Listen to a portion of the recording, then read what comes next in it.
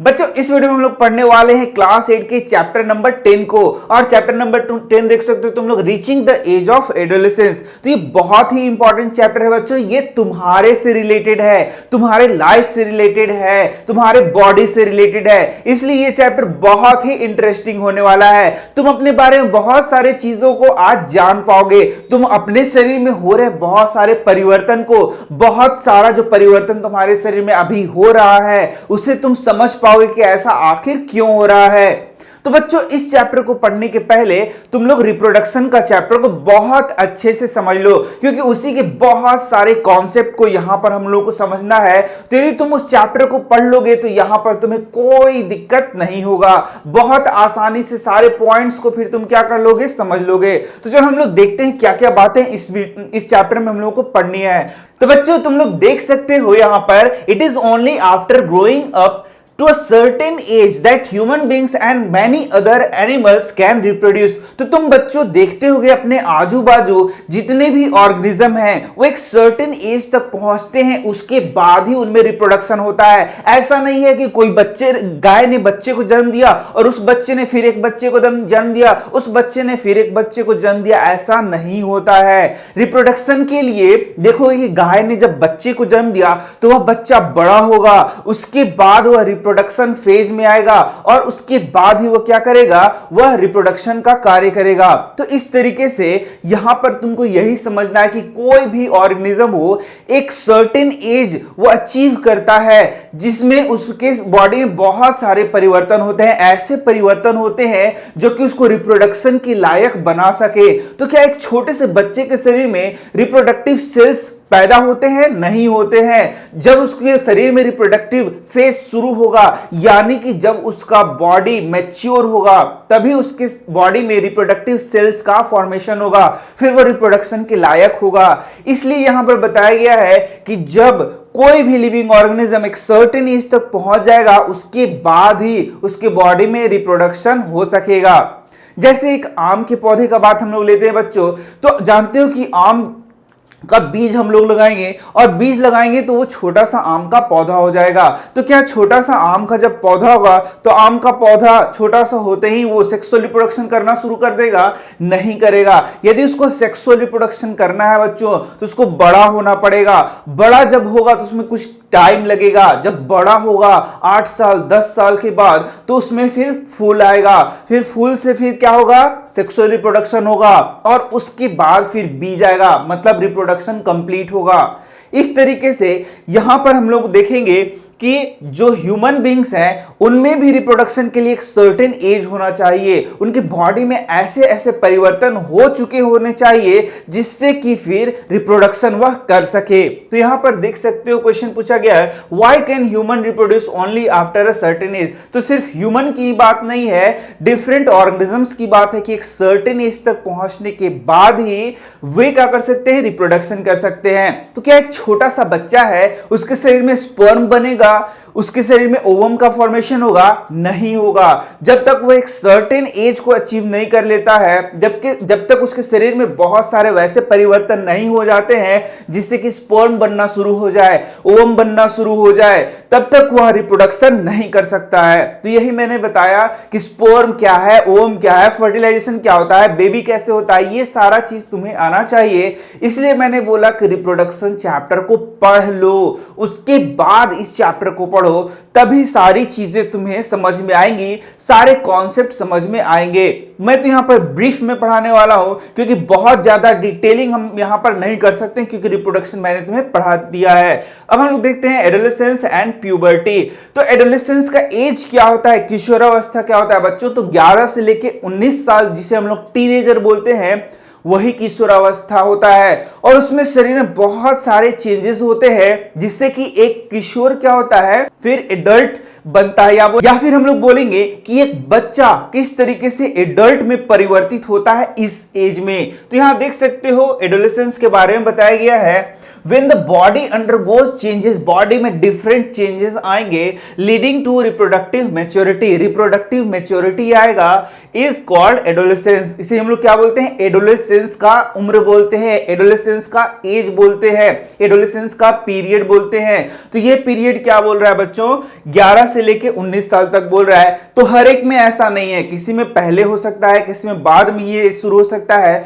मतलब सिंपल सा है कि शरीर में वैसे बदलाव होंगे जो उसको रिप्रोडक्शन करने के लायक बनाएगा, वही यह फेज है टीनेजर जिसका नाम है। तो यहां देख सकते हो, इन गर्ल्स एडोलेसेंस में बिगिन अ ईयर और 2 अर्लियर देन बॉयज। तो गर्ल्स में बोल रहा है यह जो एडोलेसेंस का पीरियड है वह कुछ समय पहले हो सकता है बॉयज से। क्या बोलता है, अ ईयर और 2 ईयर, 1 या 2 साल पहले बॉयज से इनमें यह मैच्योरिटी का एज आ सकता है। तो बहुत ही आसान हो गया। तो यहां से देख सकते हो, the human body undergoes several changes during adolescence. तो जो एडोलेसेंस का एज मैंने बताया, जो पीरियड बताया, उसमें बहुत सारे चेंजेस तुम्हें देखने को मिलेंगे।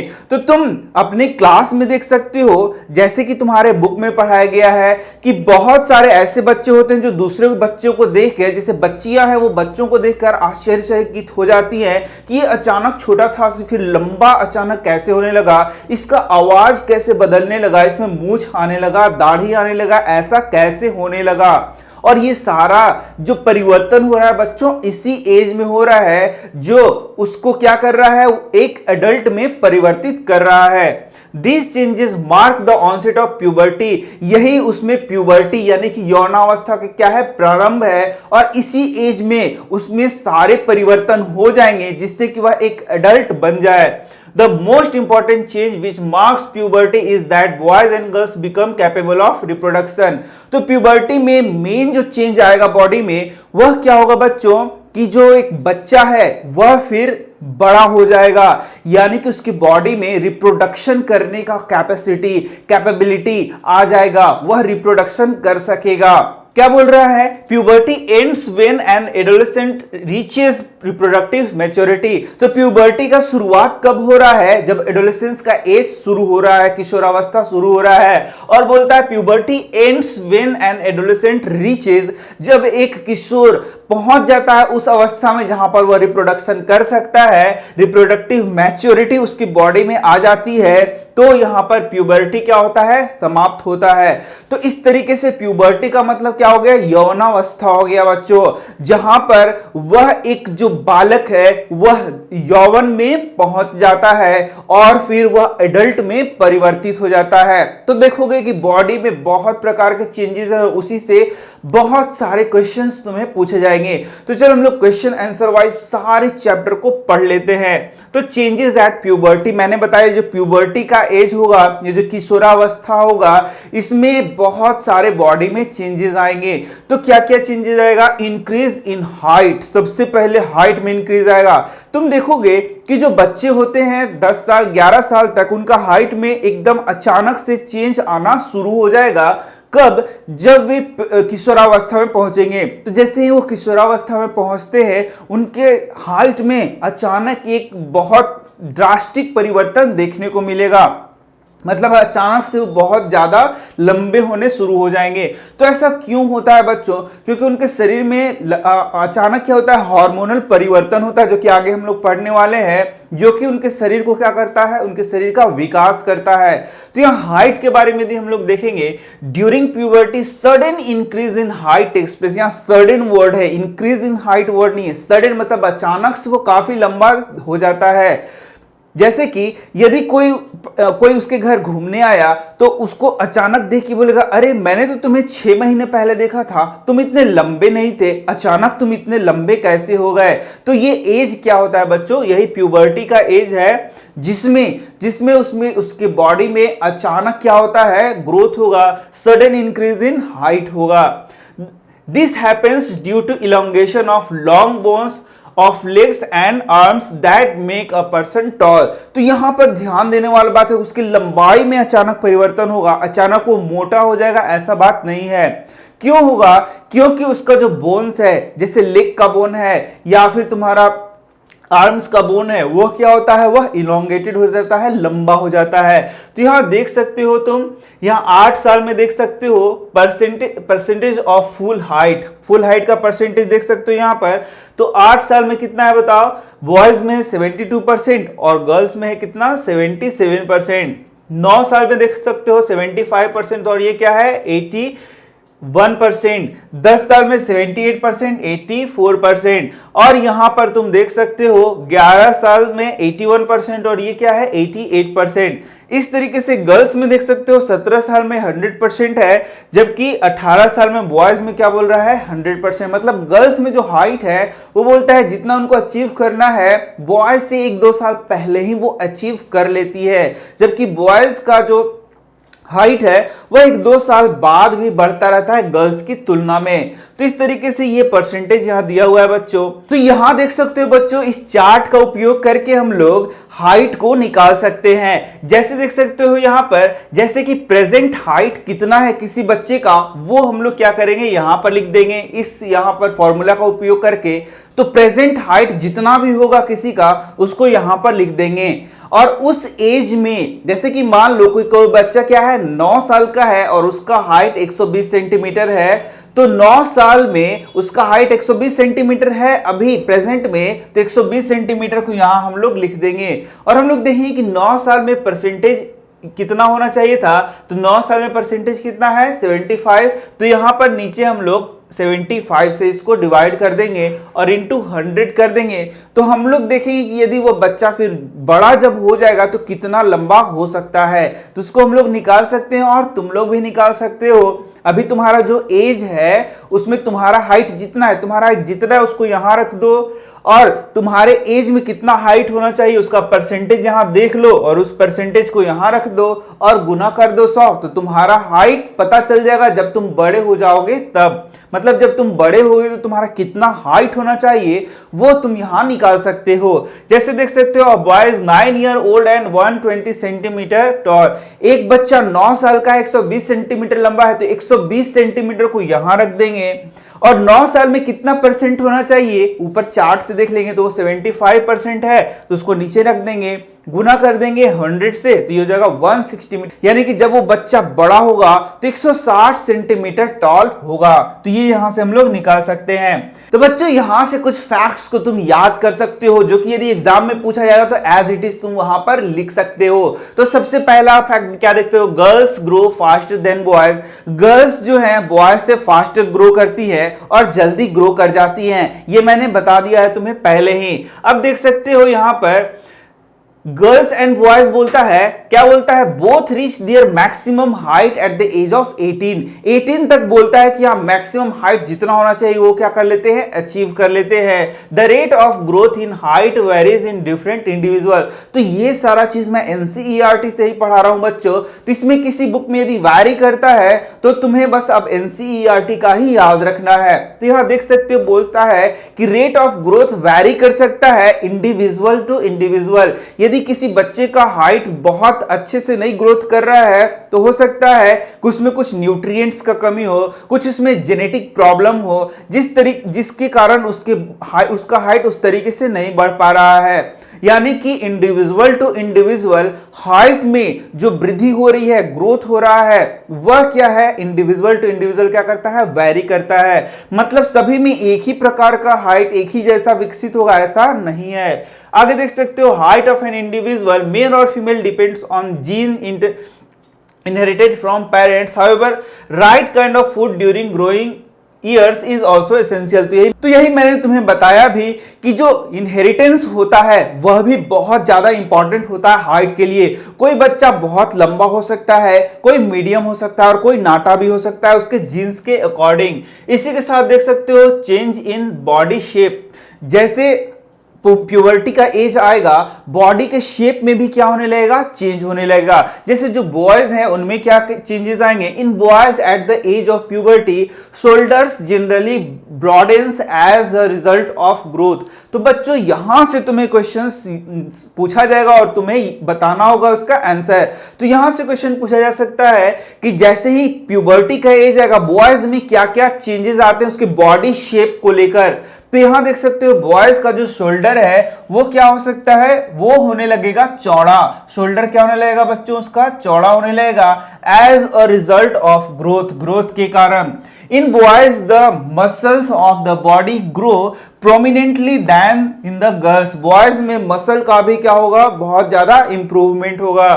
इन girls the region below the waist become wider, the muscles also comparatively grow less। तो यहां पर बॉयज एंड गर्ल्स में बॉडी का शेप को लेकर यहां बताया जा रहा है कि बॉडी के शेप में क्या क्या चेंजेस आएंगे। बॉयज में शोल्डर्स क्या होने लगेगा, ब्रॉडन होने लगेगा। मसल क्या होगा, मसल का विकास होने लगेगा। लेकिन गर्ल्स में वेस्ट के नीचे का भाग क्या होता है, चौड़ा होने लगता है।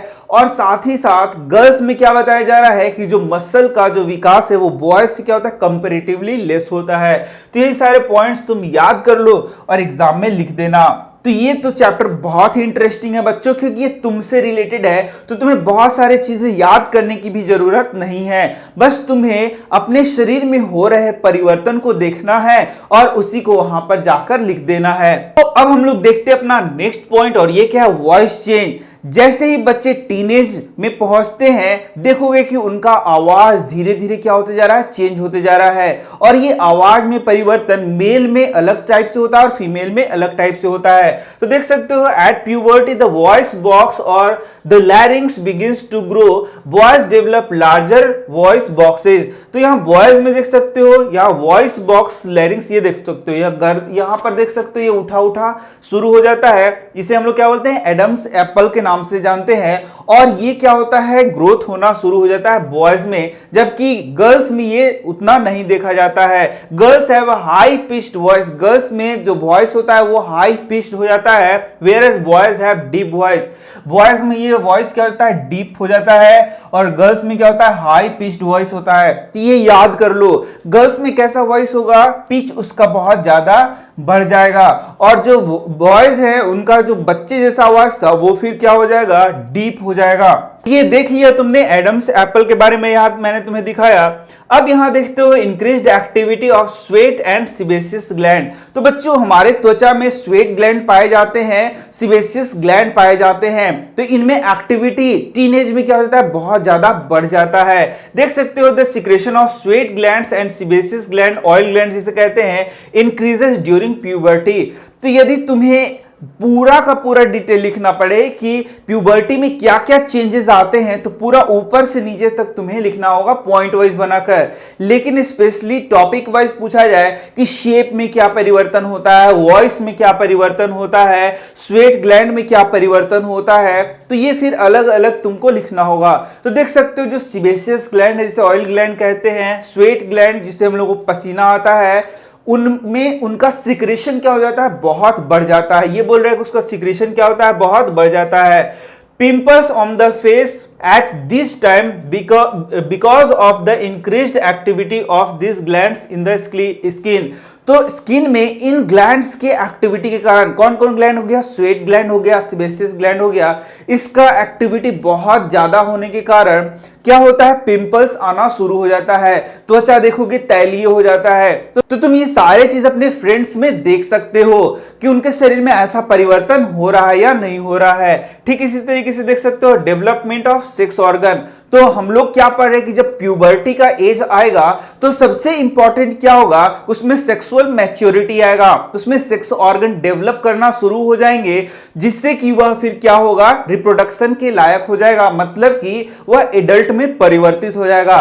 तो यहां हम लोग को देखना है कि सेक्स ऑर्गन में क्या क्या परिवर्तन होते हैं। तो बच्चों सबसे पहले तो तुम्हें मेल रिप्रोडक्टिव सेक्स ऑर्गन्स का नाम पता होना चाहिए, फीमेल रिप्रोडक्टिव सेक्स ऑर्गन नाम के पता होना चाहिए। तो इसके लिए तुम्हें पीछे का चैप्टर तो पढ़ना होगा ना। मैंने क्या बताया, तुम पीछे का चैप्टर पढ़ लो, उसके बाद ये चैप्टर पढ़ो, तभी तुम्हें सारी चीजें समझ में आएगी। तो यहां देख सकते हो हम लोगों ने पढ़ा था कि डिफरेंट टाइप्स ऑफ ऑर्गन्स लगे होते हैं मेल रिप्रोडक्टिव सिस्टम में, जैसे हो गया टेस्टिस हो गया, पीनस हो गया।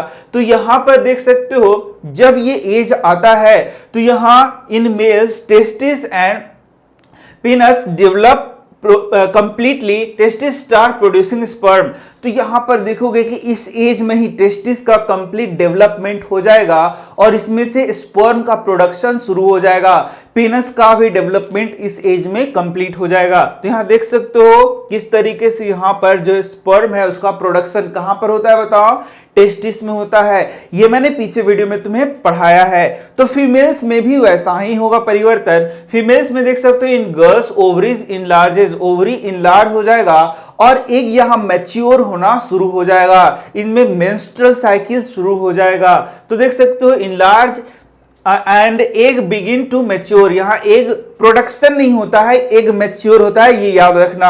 एग का प्रोडक्शन फीमेल में कब होता है, तो जब फीमेल मां के गर्भ में होती हैं तभी उनमें एग का फॉर्मेशन हो चुका होता है। तो जब फीमेल जब इस एज में आती हैं तो उनमें क्या होता है, एग मैच्योर होने लगता है। तो यहां पर देख सकते हो मैच्योर लिखा हुआ है, डेवलपमेंट नहीं लिखा होता है। जबकि मेल्स में बच्चों टेस्टिस में स्पर्म प्रोडक्शन होता है, बनना शुरू होता है। Ovary starts releasing mature egg, तो ओवरी से मैच्योर एग बनना शुरू होता है। फीमेल में मेंस्ट्रुअल साइकिल शुरू हो जाता है। तो मेंस्ट्रुअल साइकिल क्या है वो मैं आगे तुम्हें पढ़ाने वाला हूं। तो देख सकते हो एग का यहां पर एग मैच्योर होने लगा और जो ओवरी है वो एग क्या करने लगेगा, रिलीज करने लगेगा। तो मुझे उम्मीद है कि तुम्हें सारी चीजें समझ में आ रही हैं क्योंकि तुमने पीछे का चैप्टर पढ़ा है। तो नेक्स्ट टॉपिक देख सकते हो बच्चों, reaching mental intellectual and emotional maturity.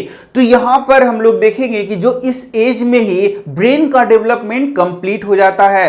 तो यहां पर साथ ही साथ देखोगे कि यही वह एज होता है जहां पर वो ज्यादा इंटेलेक्चुअल होते हैं, वो किसी चीज को बहुत अच्छे से समझ पाते हैं, याद कर पाते हैं, बहुत सारे चीजों को बहुत आसानी से समझ पाते हैं।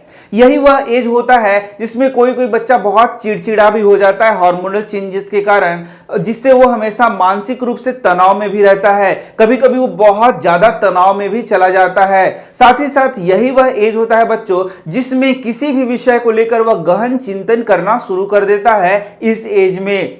और इसके साथ ही उसमें इमोशनल मैच्योरिटी भी आता है इसी एज में। बच्चों का जो माइंड होता है वह अलग होता है, लेकिन जैसे जैसे वो प्यूबर्टी के एज में आते हैं, एडोलेसेंस के एज में आते हैं, उनका माइंड कुछ अलग होता है, उनका बर्ताव कुछ अलग होता है। और जैसे वो मैच्योर हो जाते हैं उसके बाद उनका बर्ताव कुछ अलग होता है। तो तुमने अपने आसपास भी देखा होगा, यदि तुम्हारे छोटे भाई बहन होंगे तो उनका बर्ताव, उनका बिहेव कैसा है, और तुम्हारे एज ग्रुप का बिहेव कैसा है, और तुम्हारे पेरेंट्स के एज ग्रुप का बर्ताव कैसा है, तो तुम्हें देखने को मिलेगा कि सबका जो बिहेव है वो अलग अलग होता है।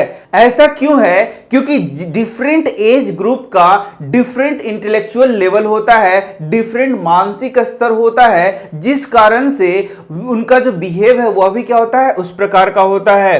अब यहां देख सकते हो, it is often the time of one's life when the brain has the greatest capacity for learning. तो यही मैंने बताया कि इस एज में बहुत ज्यादा लर्निंग कैपेसिटी होता है।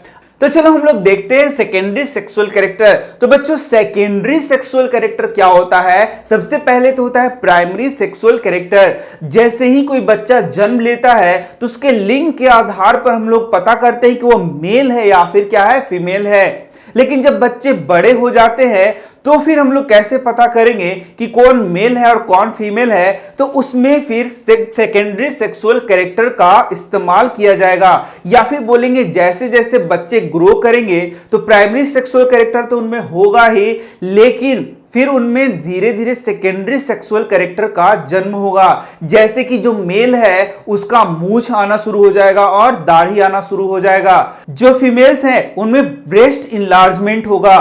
तो इस तरीके से जब बड़े हो जाएंगे तो मेल का लुक अलग हो जाएगा, फीमेल का लुक क्या हो जाएगा, अलग हो जाएगा।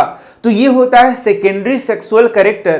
तो यहां पर देख सकते हो, features helps to distinguish the male from the female, they are called secondary sexual characters. तो यहां पर हम लोग सेकेंडरी सेक्सुअल कैरेक्टर किसे कह रहे हैं, वे सारे कैरेक्टर्स जो कि इस एज में ही आते हैं, जो कि मेल्स को फीमेल से क्या करते हैं, अलग करते हैं। तो यहां पर ये बहुत इंपॉर्टेंट क्वेश्चन होता है बच्चों, क्लास 8 के लिए भी होता है और क्लास 10th के लिए भी होता है। सेकेंडरी सेक्सुअल कैरेक्टर्स के बारे में लिखिए।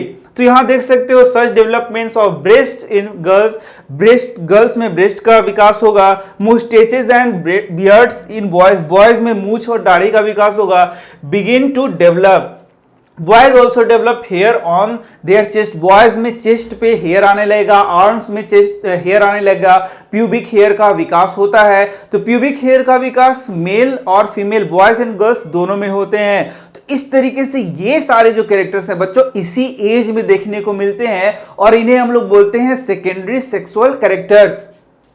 यहां देख सकते हो hair grows under the arms and in the region above the thighs और द प्यूबिक रीजन, तो ये प्यूबिक रीजन में भी हेयर मैंने बता दिया। तो देख सकते हो ये सारे जो कैरेक्टर्स हैं वह इसी एज में डेवलप हो रहे हैं। बच्चों अब हम लोग पढ़ने वाले हार्मोन्स के बारे में। तो बच्चों अभी तक मैंने तुम्हें बहुत सारे परिवर्तन बताए, बहुत सारे प्यूबर्टी में होने वाले परिवर्तन को मैंने बताया। तो क्या तुम्हें पता है इन परिवर्तनों को, इन चेंजेस को कौन रेगुलेट करता है? तो वो है बच्चों हार्मोन्स। हार्मोन्स ही क्या करते हैं हमारे शरीर में डिफरेंट फंक्शन को, या बोले कि बहुत सारे फंक्शन को ये क्या करता है, रेगुलेट करता है। तो यहां पर तुम देख सकते हो हमारे शरीर में डिफरेंट काइंड्स ऑफ ग्लैंड्स होते हैं। तो बच्चों ग्लैंड्स दो प्रकार के होते हैं, एक को बोलते हैं एंडोक्राइन ग्लैंड और दूसरे क्या बोलते हैं, एक्सोक्राइन ग्लैंड। तो एंडोक्राइन ग्लैंड बच्चों हम लोगों को जो कि पढ़ना है वो ऐसे ग्लैंड्स होते हैं जिनसे केमिकल पदार्थ निकलता है, जिससे हम लोग क्या बोलते हैं, हार्मोन्स कहते हैं। और ये जो एंडोक्राइन ग्लैंड है इसमें जो केमिकल निकल रहा है, जो हार्मोन निकल रहा है वह डायरेक्ट ब्लड में चला जाता है। इस कारण से इसका नाम क्या होता है, एंडोक्राइन ग्लैंड। यानी कि एंडोक्राइन ग्लैंड में कोई भी डक्ट यानी कि पाइप जैसा रचना नहीं होता है जिसमें भी की हार्मोन का फ्लो हो। इस कारण से इनको हम लोग क्या बोलते हैं, एंडोक्राइन ग्लैंड। नहीं समझ में आया? अच्छे से समझो, एकदम सिंपल सा बात है कि यहां पर जो ग्लैंड्स हैं उनसे जो केमिकल निकलता है वो डायरेक्ट कहां चला जाता है, ब्लड में चला जाता है। उसके लिए कोई पाइप नहीं होता है जिसके थ्रू वो एक जगह से दूसरे जगह जाए, डक्ट नहीं होता है जिसके थ्रू जिससे होकर वो एक जगह से दूसरे जगह जाए। इसलिए इन्हें हम लोग क्या बोलते हैं, एंडोक्राइन ग्लैंड्स बोलते हैं। और एक दूसरा प्रकार का ग्लैंड है जिसे हम लोग क्या बोलते हैं, एक्सोक्राइन ग्लैंड। जैसे कि तुम देख सकते हो यहां अंदर में मुंह में क्या होता है, सलाइवरी ग्लैंड होता है, जिसमें जो स्राव होता है, जिसमें जो केमिकल निकलता है वह डक्ट में निकलता है। यही दोनों में डिफरेंस है। तो बच्चों तुम देख सकते हो हमारे शरीर में different kinds of endocrine glands होते हैं, जिससे क्या निकलता है बच्चों, हार्मोन निकलता है। तो बताओ हार्मोन कहां से निकलता है, एंडोक्राइन ग्लैंड से निकलता है। हार्मोन क्या होता है बच्चों, केमिकल पदार्थ होता है। हार्मोन क्या करता है, हमारे शरीर के विभिन्न क्रियाओं को रेगुलेट करता है। यानी हमारे शरीर में डिफरेंट फंक्शन हो रहे हैं उसको ये क्या करता है, रेगुलेट करता है। या फिर बोले तो हमारे शरीर में बहुत सारे फंक्शंस को कौन रेगुलेट करता है बच्चों, ये हार्मोन्स करते हैं। तो हार्मोन्स के बारे में पूरे डिटेल में आगे की क्लासेस में पढ़ोगे। यहां जितना काम है उतना ही हम लोग पढ़ेंगे। तो देख सकते हो यहां पर बहुत सारे ग्लैंड्स को बताया गया है। तो यहां पर हार्मोन के बारे में बहुत चीज तुमको यहां भी इंफॉर्मेशन पढ़ना है, क्लास 8 में भी पढ़ना है। तो बहुत ध्यान से पढ़ते जाओ और एक एक चीज को याद करने का कोशिश करो। तो तुम देख सकते हो सबसे ऊपर यहां देख सकते हो ये जो ब्रेन है उसी में यहां पर क्या लगा रहता है, पिट्यूटरी ग्लैंड लगा रहता है। ये देखो ये क्या है, पिट्यूटरी ग्लैंड। इसके बाद तुम देखोगे यहां पर है गले में क्या रहता है, थायराइड ग्लैंड रहता है। फिर यहां देखोगे किडनी के ऊपर क्या होता है, एड्रिनल ग्लैंड। ये देखो ये क्या है, एड्रिनल ग्लैंड। फिर ये है पेनक्रियास और टेस्टिस। यहां देख सकते हो ये है टेस्टिस और ओवरी। तो टेस्टिस और ओवरी को भी हम लोग एंडोक्राइन ग्लैंड मानते हैं, क्योंकि इससे भी हार्मोन निकलता है जो कि बहुत इंपॉर्टेंट चेंजेस लाता है प्यूबर्टी में। तो चलो हम लोग देखते हैं हार्मोन के बारे में। अब तो तुम्हें बहुत सारी चीजें समझ में आ गई होंगी, तो धीरे धीरे एक एक चीज को हम लोग समझते जाएंगे। एकदम प्रेशर लेके नहीं पढ़ना है, बहुत आराम आराम से इसको सीखो। तो सबसे पहला चीज क्या हो गया, हार्मोन्स किसे कहते हैं। तो तुम लिख सकते हो hormones are chemical substances. Hormones क्या है बच्चों, केमिकल सब्सटेंसेस हैं। क्या है बताओ, केमिकल पदार्थ हैं सिक्रीटेड इन एंडोक्राइन ग्लैंड। तो यहाँ एक वर्ड याद करना होगा, सिक्रीट। सिक्रीट मतलब क्या होता है, स्राव होता है, वहां से निकलता है। तो कहां से निकलता है बताओ, एंडोक्राइन ग्लैंड से निकलता है। कौन निकलता है बताओ, हार्मोन निकलता है। हार्मोन क्या होता है बताओ, केमिकल पदार्थ होता है। They also known as ductless gland. तो मैंने ही बताया था जो एंडोक्राइन ग्लैंड है उसको हम लोग क्या बोलते हैं, डक्टलेस ग्लैंड। तो तुमने बहुत अच्छे से इसको समझ लिया है। बच्चों तुम लोग देखोगे कि जो बातें मैंने तुम्हें बताई वही बात यहां भी लिखा गया है। These glands release hormone directly. ये ग्लैंड डायरेक्टली हार्मोन को कहां रिलीज करते हैं, ब्लड स्ट्रीम में रिलीज करते हैं।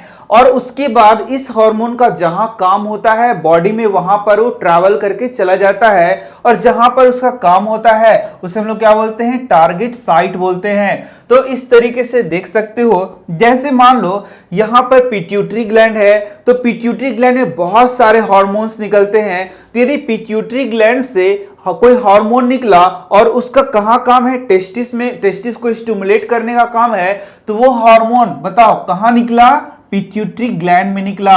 और पिट्यूटरी ग्लैंड में निकलकर ब्लड स्ट्रीम से होते हुए वो कहां पहुंच गया, टेस्टिस में पहुंच गया। ध्यान से देखो, निकला कहां, पिट्यूटरी ग्लैंड में। काम उसका कहां था, टारगेट साइट कहां था, तो उसका टारगेट साइट था कहां बच्चों, टेस्टिस में। तो वो टेस्टिस में पहुंच गया। अब एक और देख सकते हो, मान लो कि जो टेस्टिस है उसमें से जो हार्मोन आ रहा है वह निकलेगा कहां, ब्लड स्ट्रीम में। और ब्लड स्ट्रीम में निकलकर वह कहां चला जाएगा, पूरे बॉडी में चला जाएगा, मसल्स तक चला जाएगा जहां पर उसका काम होगा। इसका मतलब है हार्मोन निकलेगा कहीं और ब्लड स्ट्रीम में चला जाएगा। और ब्लड स्ट्रीम से होते हुए जहां उसका काम है वहां पर वो पहुंच जाता है। तो एकदम छोटी छोटी चीजें मैं बता रहा हूं, बहुत तुम ध्यान से सीखो। देखो इस तरीके से ब्लड स्ट्रीम में ये ब्लू ब्लू क्या आ रहा है, हार्मोन आ रहा है। और जहां जहां टारगेट साइट है वहां वहां तक ये पहुंच जा रहा है। जहां पर इसका काम है वहां पर हार्मोन क्या हो जाएगा, पहुंच जाएगा। किसके थ्रू पहुंचेगा बच्चों, ब्लड स्ट्रीम के थ्रू पहुंचेगा।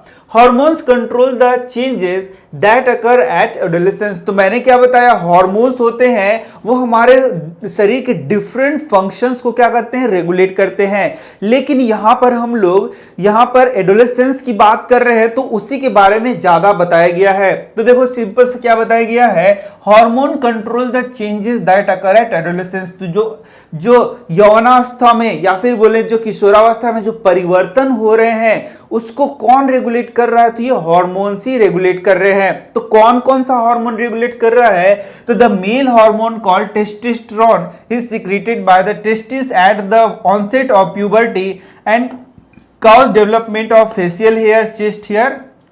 इस तरीके से जो भी परिवर्तन होते हैं। तो आ गया तुम्हारा सबसे इंपॉर्टेंट क्वेश्चन। तुमने देखा यहां पर टेस्टिस था और टेस्टिस, ये देखो ये क्या है बच्चों, टेस्टिस है। और टेस्टिस में निकलता है, क्या निकलता है बताओ, टेस्टोस्टेरोन। एकदम याद कर लो, टेस्टिस से क्या निकलता है, मेल हार्मोन निकलता है, इसको हम लोग क्या बोलते हैं, टेस्टोस्टेरोन। ये तुमसे पूछा जाएगा कि टेस्टिस से कौन सा हार्मोन निकलता है, टेस्टोस्टेरोन निकलता है, जो कि प्यूबर्टी के लिए सबसे इंपॉर्टेंट हार्मोन है। ये तो अलग बात हो गई कि पूरे लाइफ टाइम ये बहुत जरूरी है, लेकिन प्यूबर्टी के लिए खास करके बहुत ज्यादा उस टाइम में रिलीज होता है, जिससे कि ड्रास्टिक चेंजेस तुम्हारे बॉडी में देखने को मिलता है। स्पर्म का प्रोडक्शन होने लगता है, बॉडी का ग्रोथ होने लगता है, साथ ही साथ मुस्टैचेस डेवलपमेंट होने लगता है, या फिर बियर्ड डेवलपमेंट होने लगता है, हेयर्स आने लगते हैं पूरे बॉडी में। तो ये सारा किस चीज के कारण होता है, टेस्टोस्टेरोन के कारण होता है। तो ये कैसा हार्मोन है बच्चों, मेल हार्मोन है। कहां से निकलता है बताओ, टेस्टिस से निकलता है। इस तरीके से देख सकते हो, at the onset of puberty in girls ovaries secrete female hormone और oestrogen which makes the breast develop.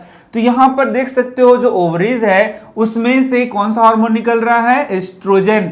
और वो क्या करता है, वो ब्रेस्ट डेवलपमेंट का काम करता है और भी बहुत सारे फंक्शन को वो करता है। तो यहां पर देख सकते हो एक और पॉइंट पढ़ाया गया है, their secretion is under the control of pituitary endocrine gland. तो यहां पर देख सकते हो हम लोगों ने क्या देखा कि यहां पर पिट्यूटरी ग्लैंड है, वही क्या करता है, बहुत सारे डिफरेंट ग्लैंड्स को क्या करता है, रेगुलेट करता है। जैसे सबसे अच्छा उदाहरण क्या हो गया, टेस्टिस। तो टेस्टिस में टेस्टोस्टेरोन हार्मोन जो बनता है उसको रेगुलेट करता है कौन है, पिट्यूटरी ग्लैंड करता है। यानी पिट्यूटरी ग्लैंड क्या करेगा, कुछ केमिकल को रिलीज करेगा, कुछ हार्मोन को रिलीज करेगा, और वह जो हार्मोन है कहां पर आएगा बताओ, टेस्टिस में आएगा। और टेस्टिस में आने के बाद टेस्टिस में सेल्स जो होंगे उसको ट्रिगर करेगा कि क्या निकालना है तुम्हें, टेस्टोस्टेरोन नामक हार्मोन निकालना है। इसका मतलब है टेस्टिस में क्या निकलता है बताओ, टेस्टोस्टेरोन नामक हार्मोन निकलता है। उसको रेगुलेट कौन करता है, कौन रेगुलेट करता है बताओ, पिट्यूटरी ग्लैंड रेगुलेट करता है। ठीक इसी तरीके से ओवरी में क्या निकलेगा, एस्ट्रोजन हार्मोन निकलेगा, तो उसको रेगुलेट कौन करता है, पिट्यूटरी ग्लैंड।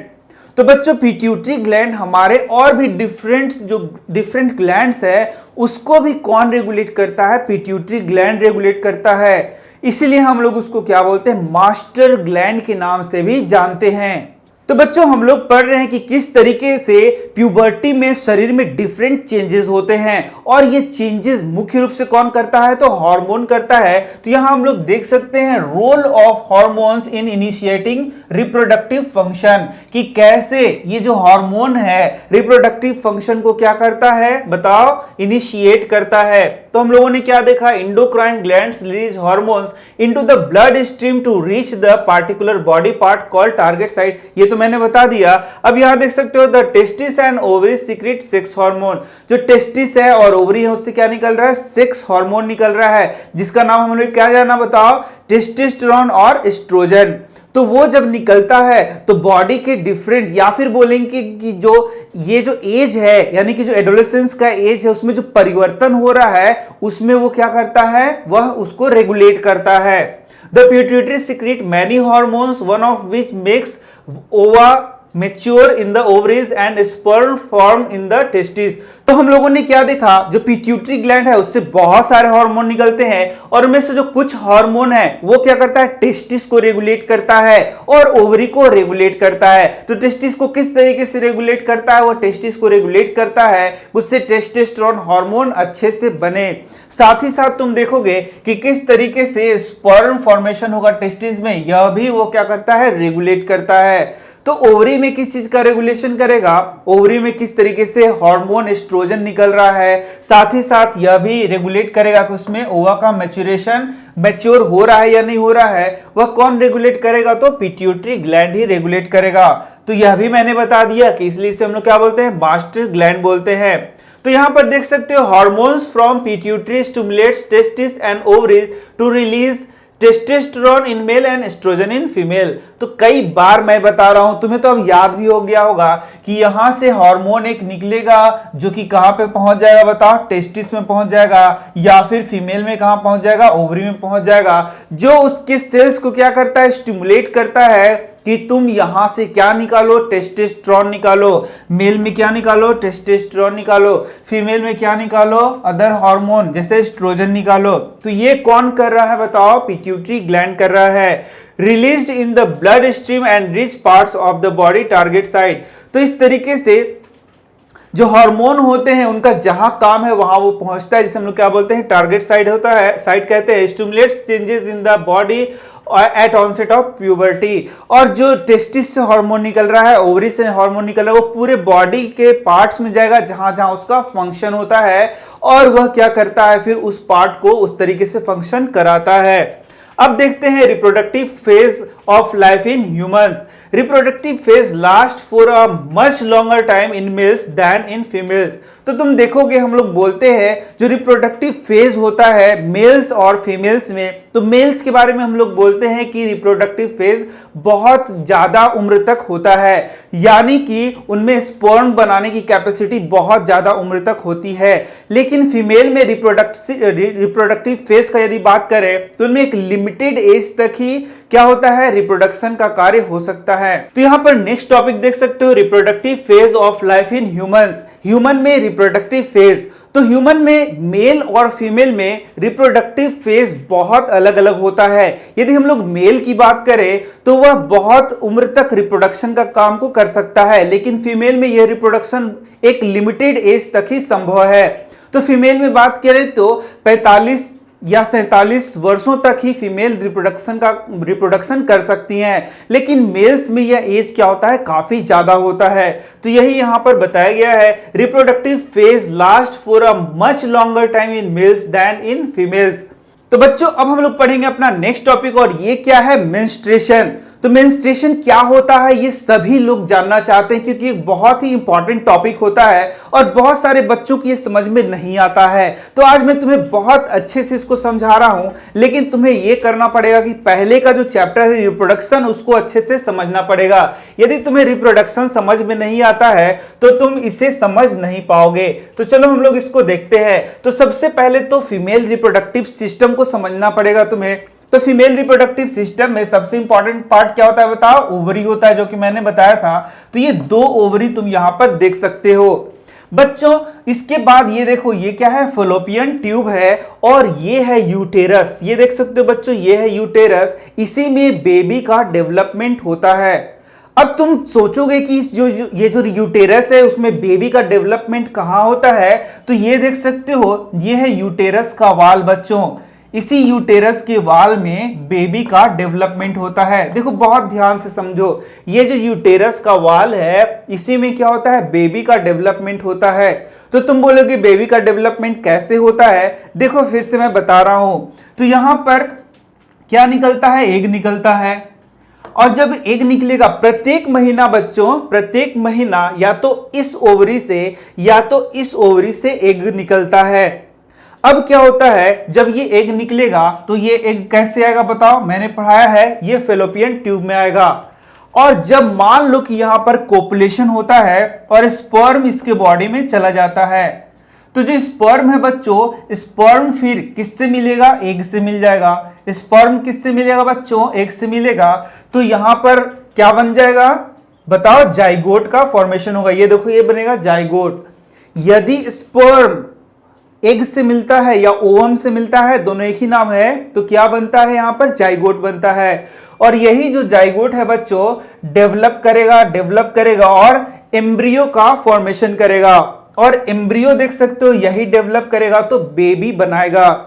तो तुमने अब समझ लिया कि ये जो बेबी है फिर डेवलप कहां होता है बच्चों, यहां पर। ये देखो, यही है यूटेरस का वाल। देखो यही यूटेरस के वाल में एम्ब्रियो डेवलप करता है। समझ में आ रहा है। तो तुम्हें मुख्य रूप से क्या समझना है, यूटेरस के वाल को ही समझना। ये देखो, यही जो यूटेरस का वाल है यहीं पर तुम्हें फोकस करना है। तो ये जो यूटेरस का वाल है बच्चों, यही क्या करता है, जो बेबी डेवलप होता है, ग्रो करता है, उसको ये न्यूट्रिशन देता है। क्या देता है बच्चों, न्यूट्रिशन देता है। कौन न्यूट्रिशन देता है, ये जो दिख रहा है तुम्हें यूटेरस का वाल, यही क्या देता है, न्यूट्रिशन देता है। तो बच्चा न्यूट्रिशन कब चाहिए, न्यूट्रिशन तब चाहिए जब बेबी का फॉर्मेशन होगा। तो बेबी का फॉर्मेशन कब होगा, जब एग और स्पर्म मिलेगा। एग और स्पर्म मिलेगा तभी तो जाइगोट बनेगा, तभी तो एम्ब्रियो बनेगा, तभी तो बेबी का फॉर्मेशन होगा। तो क्या होगा यदि यहां पर बेबी का फॉर्मेशन नहीं हो रहा है, तो बहुत अच्छे से समझो, यदि बेबी का फॉर्मेशन नहीं होगा तो क्या ये यूटेरस का जो वाल है उसका जरूरी है, आंसर है नहीं है। तो क्या होता है बच्चों, ये जो वाल है फिर टूट टूट के बॉडी के बाहर आ जाता है। ये जो वाल है टूट टूट कर क्या होगा, बॉडी के बाहर आएगा। इसे ही हम लोग बोलते हैं मेंस्ट्रुएशन बोलते हैं बच्चों।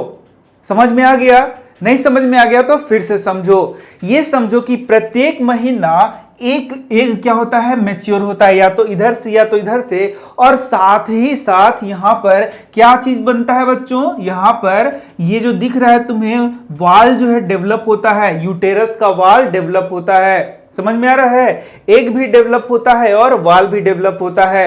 तो एग आखिर बना क्यों होगा, एग इसलिए बनता है ताकि स्पर्म जाए और उससे मिले और बेबी बने। लेकिन यदि स्पर्म नहीं जाता है, यदि स्पर्म नहीं जाता है, तो स्पर्म नहीं जाता है तो बताओ एग का फर्टिलाइजेशन होगा, नहीं होगा। एग का फर्टिलाइजेशन नहीं होगा तो बताओ एम्ब्रियो बनेगा, नहीं बनेगा।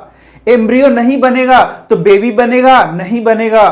तो उस कंडीशन में ये जो वाल है ये वाल रप्चर होता है, यानी कि टूटता है। ये देखो यही क्या है, वाल जो है जो टूटता है और टूट के बॉडी के बाहर आने लगता है, और इसे ही हम लोग क्या बोलते हैं बच्चों, मेंस्ट्रुएशन बोलते हैं। और ये जो साइकिल चलता है 28 डेज का, एक महीने के बाद दूसरे महीने फिर ऐसे होगा, तीसरे महीने फिर ऐसे होगा, नेक्स्ट मंथ फिर ऐसे होगा।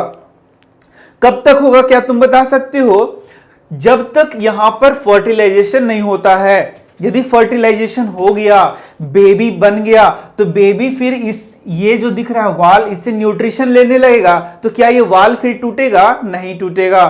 तो यही यहां पर मैं समझाना चाह रहा था तुम्हें, तो मुझे उम्मीद है तुम्हें समझ में आ गया होगा। तो देख सकते हो, the uterine wall in females prepares itself to receive the developing fertilized egg every month, यानी कि प्रत्येक मंथ यूटेरिन वॉल क्या होता है, डेवलप होता है। क्यों डेवलप होता है? ताकि जो फर्टिलाइज्ड एग है आए और बेबी को न्यूट्रिशन मिल सके। लेकिन यदि फर्टिलाइजेशन नहीं होता है, in case there is no fertilization, यदि फर्टिलाइजेशन नहीं होता है, तो वाल का कोई जरूरी है क्या? ये जो यूटेरिन वाल बना, इसका जरूरी है क्या? नहीं जरूरी है। तो ये वाल क्या होता है, टूट टूट कर बॉडी के बाहर आता है, जिसे हम लोग क्या बोलते हैं, मेंस्ट्रुएशन बोलते हैं।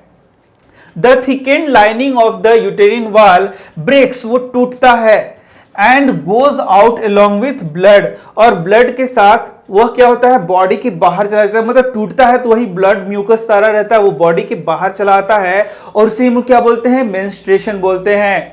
और ये जो 28 डेज का साइकिल बार बार हर एक मंथ चलेगा, इसे हम लोग क्या बोलेंगे, मेंस्ट्रुअल साइकिल बोलेंगे। अब देख सकते हो, this bleeding in women is called menstruation which occurs once in about 28 to 30 days. ये मंथ में, प्रत्येक मंथ 28 या 30 दिन के बाद प्रत्येक मंथ ऐसा होगा, ऐसा फ्लो होता है, और इसे हम लोग क्या बोलते हैं, मेंस्ट्रुएशन कहते हैं।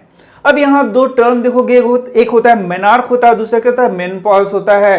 तो मेनार्क क्या होता है, द फर्स्ट मेंस्ट्रुअल फ्लो जो होता है वही होता है, उसे हम लोग क्या बोलते हैं, मेनार्क कहते हैं। यानी कि वो क्या होता है, प्यूबर्टी का शुरुआत होता है, मतलब कि उसके बाद ही तो बेबी का फॉर्मेशन हो पाएगा, तो वही हो गया तुम्हारा मेनार्क। और उसके बाद है मेनोपॉज। पॉज मतलब क्या हो गया, रुकना।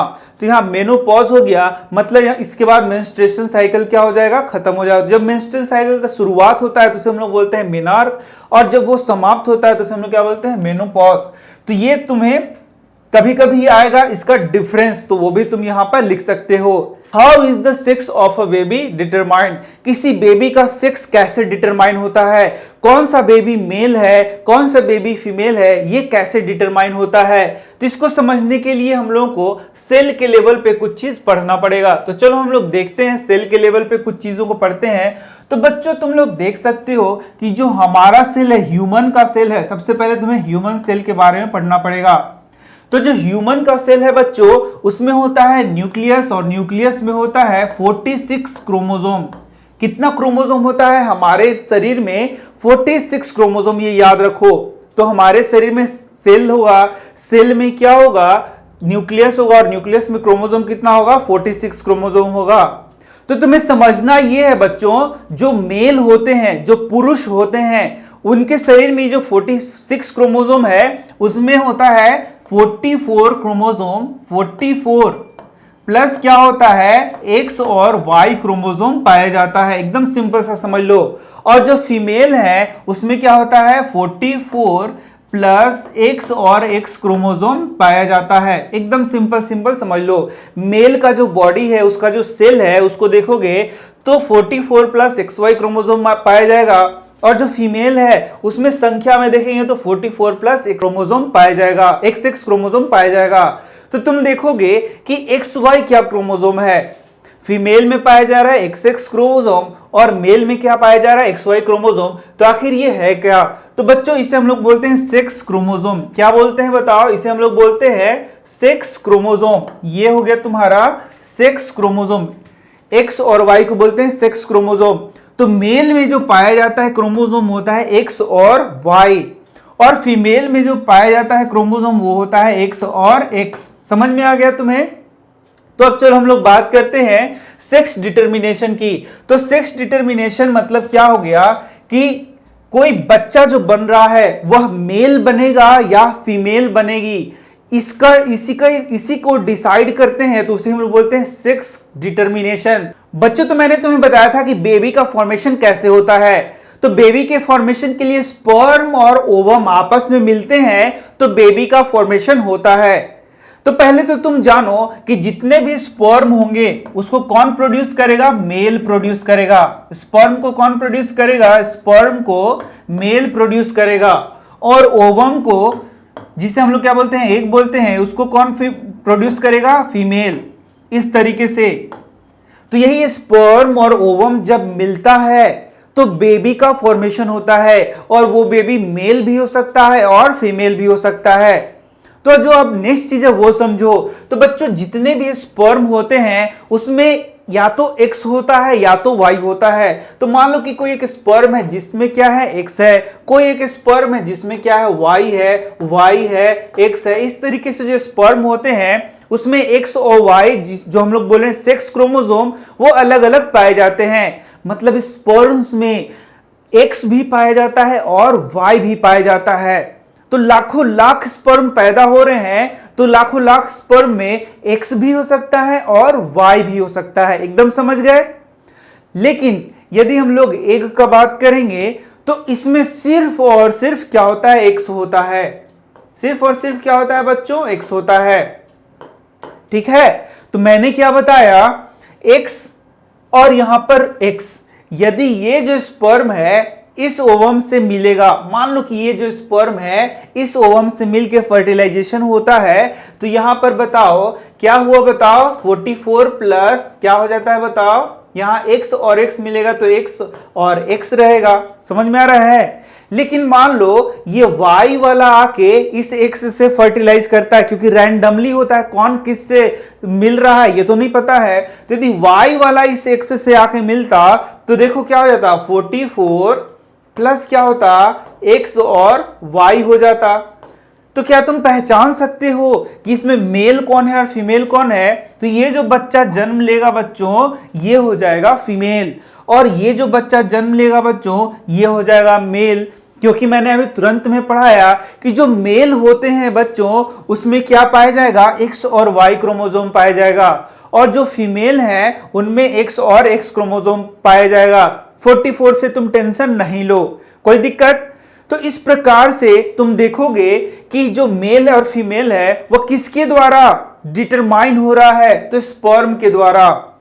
स्पर्म में ही तो वाई है ना, वाई तो एग में है ही नहीं, और वाई के कारण ही मेल होता है। इसका मतलब क्या हुआ? जहां जहां वाई से फर्टिलाइजेशन होगा वहां वहां मेल चाइल्ड होगा, और जहां जहां एक्स से फर्टिलाइजेशन हो जाएगा वहां वहां क्या होगा? फीमेल चाइल्ड हो जाएगा। एकदम सिंपल सा है। इसे ही बोलते हैं बच्चों हम लोग सेक्स डिटर्मिनेशन। क्या बोलते हैं बच्चों? Sex determination.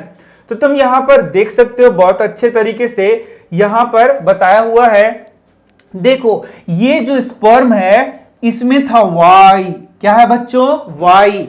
और जो एग है उसमें तो ऑब्वियस है कि एक्स ही होगा, इसमें एक्स ही होगा, वाई का तो कोई ऑप्शन ही नहीं है। तो यदि ये वाला स्पर्म इस एग से मिलेगा तो ये हो जाएगा एक्स और वाई, यानी कि ये जो बच्चा है वो क्या हो जाएगा? मेल हो जाएगा। अब देखते हैं ये जो स्पर्म है इसमें तो एक्स है, इस स्पर्म में क्या है? एक्स है, लेकिन यहां एग में ऑलरेडी एक्स है, एग में तो एक्स ही होगा। तो जब ये जो एक्स है एक्स से मिल रहा है तो एक्स और क्या बन गया? एक्स बन गया। तो इस प्रकार से ये वाला चाइल्ड क्या हो जाएगा? Female child. तो मेल चाइल्ड में क्या हो गया? एक्स वाई, और फीमेल चाइल्ड में क्या हो गया? X x. इस तरीके से देखोगे सेक्स डिटर्मिनेशन हो रहा है किसके द्वारा? बताओ, स्पर्म के द्वारा। यानी कि स्पर्म किससे प्रोड्यूस हो रहा है? मेल के कारण। इसका मतलब हो गया जो मेल होते हैं, ह्यूमंस में हम लोग बात करें, जो ह्यूमन में मेल होते हैं वही क्या करते हैं? सेक्स का डिटर्मिनेशन करते हैं। तो क्या सभी ऑर्गेनिजम्स में मेल ही सेक्स को डिटरमाइन करता है? ऐसा नहीं है। बहुत सारे जो ऑर्गेनिज्म है उसमें फीमेल भी सेक्स का डिटर्मिनेशन करती है कि कौन सा सेक्स होगा। अब देख सकते हैं हम लोग अपना नेक्स्ट टॉपिक, और ये है hormones other than sex hormone. तो यहां पर मैंने क्या बताया, बॉडी में डिफरेंट ग्लैंड्स लगे हुए हैं बच्चों। यहां देख सकते हो अलग अलग ग्लैंड्स मैंने बताया। सबसे पहले है पिट्यूटरी ग्लैंड, फिर देखो यहां पर क्या है, थायराइड ग्लैंड है, फिर यहां देखो एड्रिनल ग्लैंड है, फिर यहां देखो पेनक्रियाज है, फिर टेस्टिस और ओवरी तो मैंने तुम्हें बता ही दिया। तभी तक हम लोगों ने टेस्टिस के बारे में पढ़ा, साथ ही साथ ओवरी के बारे में पढ़ा, लेकिन अदर जो ग्लैंड्स हैं उनसे भी एग्जाम में क्वेश्चन पूछे जाते हैं। तो चलो हम लोग देखते हैं कि और ग्लैंड से किस हार्मोन का सिक्रीशन होता है और उसके क्या क्या फंक्शन है। इसके पहले मैं बता दूं, यहां पर ये जो हार्मोन्स निकलते हैं बहुत प्रकार के हार्मोन्स निकलते हैं। जैसे पिट्यूटरी ग्लैंड में बहुत अलग अलग प्रकार के हार्मोन निकलते हैं, थायराइड ग्लैंड में बहुत अलग अलग प्रकार के हार्मोन निकलते हैं। तो पूरा यदि तुमको डिटेल पढ़ना है तो इस क्लास में तुम उसको नहीं पढ़ सकते हो, क्लास 12 में उसको पढ़ोगे। अभी तो हम लोग बहुत सिंपल सिंपल एक दो हार्मोन का नाम देखेंगे और उसका फंक्शन देख लेंगे जो कि तुम्हारे लिए इंपॉर्टेंट है। तो चलो हम लोग देखते हैं। यहां पर सबसे पहला देख सकते हो थायराइड ग्लैंड। थायराइड ग्लैंड जो कि यहां गले में है, थायराइड ग्लैंड। तो ये क्या है, इससे थायरॉक्सिन नामक हार्मोन प्रोड्यूस होता है। बोलो थायराइड ग्लैंड से एक हार्मोन का नाम बताओ, तो वो क्या हो गया, थायरॉक्सिन हार्मोन हो गया। तो ये जो थायरॉक्सिन हार्मोन है, ये नाम याद कर लो, दूसरा इसका कुछ फंक्शन याद कर लो। तो ये कंट्रोल करता है the rate of metabolism in the body. ये बॉडी के मेटाबॉलिज्म को क्या करता है, ये उसको कंट्रोल करता है। जैसे कार्बोहाइड्रेट हो गया, फैट हो गया, प्रोटीन हो गया, इसके मेटाबॉलिज्म को ये क्या करेगा, रेगुलेट करता है। और बच्चों तुम जानते हो कि थायरॉक्सिन की कमी से एक बीमारी होता है, हम लोग बोलते हैं ग्वाइटर, घेंघा, जो गला फूल जाता है वह रोग होता है घेंघा। और वह किसके कारण होता है, थायरॉक्सिन की कमी के कारण होता है। तो ये सब जो छोटे छोटे पॉइंट्स मैं बता रहे हैं उसको तुम याद कर लो। अब नेक्स्ट देख सकते हो, ये है पेनक्रियाज। तो पेनक्रियाज से भी कई हार्मोन निकलेंगे, लेकिन एक हार्मोन क्या है, इंसुलिन, जिसको तुमको नाम याद कर लेना है। तो ये जो इंसुलिन है, इसकी कमी से क्या होता है बीमारी, डायबिटीज होता है। इसे भी तुम याद कर लो। इसके बाद यदि आगे बढ़ेंगे तो देख सकते हो एड्रिनल ग्लैंड है। यहां देखो ये सारे ग्लैंड्स मैं दिखा रहा हूं तुम्हें। ये देखो यही थायराइड ग्लैंड है, यहां पर ये है पेनक्रियाज, और ये देखो किडनी के ऊपर जो दिख रहा है इसे हम लोग बोलते हैं एड्रिनल ग्लैंड। तो जो एड्रिनल ग्लैंड है उसका क्या क्या फंक्शन है देख सकते हो। तो adrenal gland secrets hormones which maintain the correct salt balance in blood. तो कुछ याद कर सकते हो कि बॉडी में साल्ट बैलेंस को क्या करता है, बनाए रखता है। Adrenal also produce the hormone adrenaline. तो इसमें अलग अलग हार्मोन निकलते हैं, उसमें से एक है एड्रेनलिन हार्मोन है, जो कि क्या करता है, यह it helps the body to adjust the stress when one is very angry, embarrassed or worried। तो यहाँ जो एड्रेनलिन है बच्चे, इसे हम लोग फाइट और फ्लाइट हार्मोन के नाम से भी जानते हैं। इसको तुम आगे के क्लासेस में और अच्छे से पढ़ोगे क्लास 10th में। नेक्स्ट देख सकते हो पिट्यूटरी ग्लैंड है। तो पिट्यूटरी ग्लैंड से तो बहुत सारे हार्मोन निकलते हैं जो कि हमारे शरीर को अलग अलग प्रकार से रेगुलेट करते हैं। एक इसमें होता है ग्रोथ हार्मोन, जो कि हमारे ग्रोथ को क्या करता है, रेगुलेट करता है। ग्रोथ हार्मोन यदि कम हो जाएगा तो व्यक्ति बौना हो जाएगा, और ग्रोथ हार्मोन बहुत ज्यादा होगा तो व्यक्ति बहुत लंबा चौड़ा हो जाएगा। इसके बाद देख सकते हो role of hormone in completing the life history of insects and frogs. तो यहां देख सकते हो इसके पहले का जो चैप्टर है वहां पर उससे यह चैप्टर बिल्कुल लिंक्ड है। वहां पर मैंने बताया था कि किस तरीका से जो एग होता है उससे टैडपोल लार्वा बनेगा फ्रॉग में, और फिर उससे टैडपोल लार्वा से किसका फॉर्मेशन होता है, कौन बनता है बताओ, ये एडल्ट फ्रॉग बनता है। तो ये मैंने बताया था कि ये होता है मेटामॉर्फोसिस होता है। और इस मेटामॉर्फोसिस में यहाँ पर देखोगे कि अलग अलग इसकी लाइफ का स्टेजेस होता है, जिससे कि ये एग से क्या बनता है, लार्वा, और लार्वा से क्या बनता है, एडल्ट। ठीक इसी प्रकार से तुम देख सकते हो यहाँ पर इंसेक्ट में भी होगा, एग से लार्वा बनेगा, और लार्वा से फिर देख सकते हो प्यूपा, और प्यूपा से क्या बन रहा है, एडल्ट बन रहा है। तो इसमें भी हार्मोन का बहुत बड़ा रोल होता है। तो इसमें क्या रोल होता है वही यहाँ पर पढ़ाया गया है। तो देख सकते हो यहाँ पर इंसेक्ट्स लाइक सिल्क मॉथ्स, यानी कि सिल्क वर्म के बारे में बताया गया है। And some animals like frog undergo the process of metamorphosis. तो मेटामॉर्फोसिस क्या होता है, ये पीछे के वीडियो मैंने तुम्हें बताया है, बहुत अच्छे समझाया है कि किस तरीके से जो लार्वा है वह एडल्ट में परिवर्तित होता है, तो इसी हम लोग क्या बोलते हैं, मेटामॉर्फोसिस कहते हैं। Which results in drastic changes in their body. तो उनकी बॉडी में बहुत ड्रास्टिक चेंजेस होगा। किस तरीके से देखोगे कि एक लार्वा जो है वह क्या बदलता है, एडल्ट में बदल रहा है, तो बहुत ज्यादा चेंजेस उसके बॉडी में देखने को मिलेंगे। द इंसेक्ट हार्मोन, यहां पर एक वर्ड याद कर लेना, वह है insect hormone, controls the process of Metamorphosis in insect. ये क्वेश्चन आएगा तुमको कि इंसेक्ट में जो मेटामॉर्फोसिस हो रहा है उसको कौन रेगुलेट करता है, तो तुमको आंसर क्या देना है, इंसेक्ट हार्मोन। इसके बाद देख सकते हो फ्रॉग्स में thyroid release thyroxine which controls the process of metamorphosis. तो ये भी तुम्हारा वीवीआई क्वेश्चन बन जाता है, क्योंकि यहां से पूछेगा कि जो फ्रॉग है उसके मेटामॉर्फोसिस में कौन सा हार्मोन बहुत इंपॉर्टेंट है, तो नाम दोगे यहां पर thyroxine. The thyroxine only produces with the help of iodine. तो यहां पर देखोगे कि थायरोक्सिन है वह आयोडीन के प्रेजेंस में ही बनता है। If there is a lack of iodine in water the tadpole would never turn into adult frog. देखो कितनी बड़ी बात बताया है, जो थायरोक्सिन होता है बच्चों उसमें आयोडीन मुख्य रूप से पाया जाता है, बिना आयोडीन के थायरोक्सिन का फॉर्मेशन नहीं होता है। तो जिस वाटर में आयोडीन की कमी होती है वहां पर जो लार्वा है वह एडल्ट में कन्वर्ट नहीं हो पाता है। अब देखते हैं रिप्रोडक्टिव हेल्थ। तो रिप्रोडक्टिव हेल्थ में देख सकते हो the physical and mental well being of an individual is regarded as an individual's health. तो हेल्थ क्या होता है ये तुम आगे के 9th में बहुत अच्छे से पढ़ोगे। तो जो फिजिकल वेलबींग होता है, मेंटल वेलबींग होता है, सोशल वेलबींग होता है, तीनों को मिलाकर हम लोग क्या बोलते हैं, हेल्थ बोलते हैं।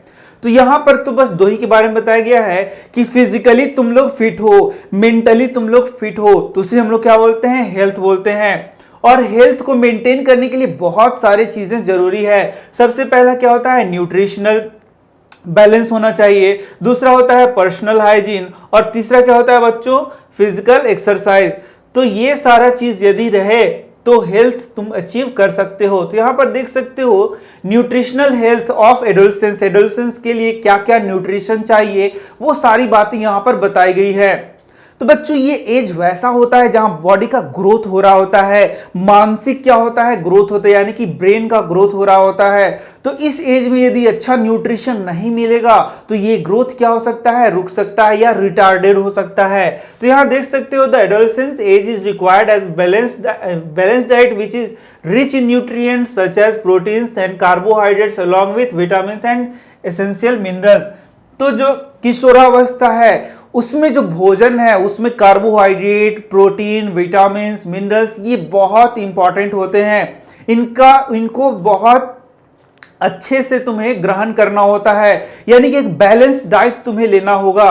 साथ ही साथ तुम देखोगे यहां पर बहुत सारे ऐसे फूड मटेरियल्स हैं, iron builds blood and iron rich food such as leaf vegetables, jaggery, meat, citrus, ये सारे फल तुम लोगों को क्या करना होगा, खाना होगा, जिससे कि बॉडी में आयरन का कमी ना हो। जानते हो कि आयरन जो है सो ब्लड का फॉर्मेशन करता है, या बोलेंगे हेमोग्लोबिन का फॉर्मेशन करता है। तो ये गर्ल्स के लिए तो बहुत ही इंपॉर्टेंट होता है, क्योंकि तुमने देखा कि गर्ल्स में मेंस्ट्रुएशन होगा तो वहां पर आयरन रिच फूड बहुत ज्यादा जरूरी होता है। सरकारी विद्यालयों में देखोगे कि आयरन का पिल्स को बांटा जाता है लड़कियों के बीच में, इसी कारण से this is needed because the body of adolescent are changing and developing at a rapid rate of this time. तो बहुत सिंपल सा बात है कि आखिर इतना न्यूट्रिशनल फूड क्यों चाहिए, क्योंकि बॉडी का ग्रोथ बहुत ज्यादा हो रहा होता है। उस टाइम में यदि इस तरीके का फूड नहीं मिलेगा तो बॉडी का ग्रोथ उस तरीके से नहीं हो पाएगा। Also they should avoid food such as, तो यहाँ पर चिप्स वगैरह खाने के लिए, या फिर बोला जा रहा है कि बहुत सारा जो सोडा है, ड्रिंक्स है, वो सारा चीज क्या करना चाहिए, अवॉइड करना चाहिए। पर्सनल हाइजीन बहुत इंपॉर्टेंट होता है, डेली नहाना, साफ सफाई करना अपने बॉडी का। तुम जानते हो कि इसमें ग्लैंड्स का अलग अलग सिक्रीशन होता है, जिससे कि बहुत बदबू भी आ सकता है, पसीना से बदबू आ सकता है, इसलिए पूरे शरीर का सफाई करना बहुत ही जरूरी है। इसी एज में बहुत सारे पिंपल्स आएंगे और बहुत सारा तुमको घाव घोस हो सकता है, तो उससे बचने के लिए भी पर्सनल हाइजीन, साफ सफाई बहुत ही जरूरी है। तो बहुत सारे जो रिप्रोडक्टिव पार्ट है वहां पर तुम्हें हाइजीनिक सफाई करना बहुत ही जरूरी है। तो यही सारा चीज यहां पर बता रहा है। इसके बाद बता रहा है फिजिकल एक्सरसाइज। तो फिजिकल एक्सरसाइज भी इस एज में बहुत जरूरी है। ये सारी बातें यहाँ पर लिखी गई हैं। तो इसमें कुछ ज्यादा टेंशन वाली बात नहीं, सिंपल सिंपल बातें बताई गई, खुद से भी इसको लिख सकते हो। नेक्स्ट है से नो टू ड्रग्स। बच्चों इस एज में बच्चे लोग काफी ड्रग लेना शुरू कर देते हैं। कुछ तो एकदम बॉस बन जाते हैं कि मैं ड्रग लूंगा, कोई क्या कर सकता है, या कुछ ऐसे गलत संगति में पड़ जाते हैं। इस एज में अब बच्चे अपने आप को शहंशाह समझने लगते हैं, दुनिया का मालिक समझने लगते हैं। तो उस कारण से भी वो क्या करते हैं, ड्रग्स लेना शुरू कर देते हैं। कभी किसी को देखा कि वो ड्रग्स ले रहा है तो वो बोलते हैं मैं क्यों पीछे रहूं, मैं क्या कमजोर हूं, मैं भी ड्रग्स लूंगा। देख देख देख के या फिर कहीं गलत संगति में पड़ के ड्रग्स लेना शुरू कर देते हैं, जिससे कि उनके बॉडी में बहुत हार्मफुल इफेक्ट देखने को मिल जाते हैं। साथ ही साथ कुछ बच्चे स्टेरॉइड भी लेना शुरू कर देते हैं, यह भी बहुत हार्मफुल होता है। इसके बाद देखो यहां पर एड्स के बारे में बताया गया है। तो बच्चे इस एज में क्या होते हैं, दूसरे अपोजिट सेक्स के प्रति बहुत ज्यादा आकर्षित होते हैं। इस कारण से यहाँ एड्स के बारे में तुम लोगों को बताया गया है। एड्स क्या होता है, एक सेक्सुअली ट्रांसमिटेड डिजीज है। मुख्य रूप से यह सेक्सुअली कांटेक्ट में आने के बाद ही ये डिजीज फैलता है। हालांकि ये बहुत अन्य कारणों से भी हो सकता है, जैसे कि ब्लड का ट्रांसफ्यूजन से हो सकता है, या फिर कोई दूसरे का सिरिंज वगैरह, जैसे कि मान लो कोई एड्स पेशेंट है उसका सिरिंज कोई दूसरा यूज कर लिया तो उससे भी ये फैल सकता है। लेकिन मुख्य रूप से जो एड्स होता है वह सेक्सुअली कांटेक्ट में आने पर होता है। इस कारण से इसको यहां पर पढ़ाया गया है ताकि यहां पर इससे क्या किया जा सके, बचाव किया जा सके। एड्स क्या होता है बच्चों, एक्वायर इम्यूनोडेफिशिएंसी सिंड्रोम। ये बहुत ही घातक बीमारी है जो कि वायरल बीमारी है। तो इस तरीके से एड्स के बारे में बताया गया है और उससे भी बचाव के लिए तुम्हें क्या करना पड़ेगा, जो जो यहां पर बातें बताई गई हैं जिससे एड्स हो सकता है उसको क्या करना पड़ेगा, अवॉइड करना पड़ेगा, तो इससे बचाव हो सकता है। तो बच्चों इस तरीके से ये चैप्टर यहां पर समाप्त होता है। मैं मिल रहा हूं तुमसे नेक्स्ट चैप्टर में। तुम डिस्क्रिप्शन बॉक्स चेक करना, वहां पर तुम्हें और वीडियोस के लिंक मिल जाएंगे। साथ ही साथ तुम प्लेलिस्ट भी चेक कर सकते हो। धन्यवाद।